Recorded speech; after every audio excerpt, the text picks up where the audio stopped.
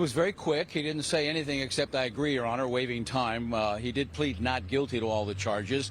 And even though his neighbors and his family say that he does suffer from some type of mental deficiency, and there is a state agency that deals with that, with him, they go to his house and deal with that issue, none of that was brought up in court today as he faced the judge for the first time. With much of his face blocked by the doorway in the holding cell, 45-year-old Alen Karaboghosian pleaded not guilty today to charges of assaulting or groping 5 different women, including 2 real estate agents, and 1 felony assault with intent to commit rape. He's not currently on probation or parole. His court-appointed attorney asked the court to release him on his own recognizance. The people objected, and the judge set bail at $180,000, saying that, quote, "He does appear to be a danger to the community." Caught on camera, detectives say this is the video that led them to their suspect, Karaboghosian. I think he would have raped me, that's number one, and he would have killed me. That's the woman in the video being shoved to the ground and then assaulted by the suspect. She feared for her life. Just a strange feeling, just the way he was looking at me. The voice of a second victim whose attack was not caught on video.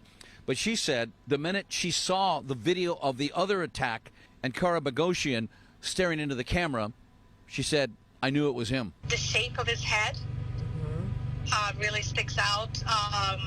But no, I knew it was him. The 45-year-old Karaboghosian was arrested without incident not far from where one of the attacks took place.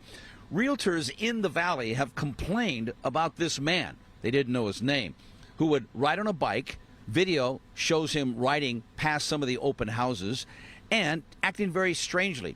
In fact, one woman said a friend of hers, who was 9 months pregnant, was allegedly stalked by Karaboghosian and said to him, "If you don't go away, I'm going to call the police." He said, "I don't care, call the police." This attack occurred on September 22nd. Detectives say the other attacks go as far back as February. And detectives say his ruse was always the same.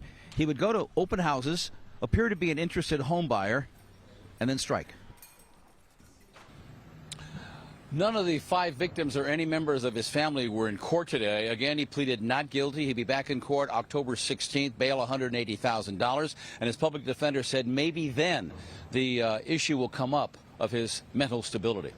Reporting live from Van Nuys, I'm Dave Lopez, KCAL 9 News. All right, Dave, thank you.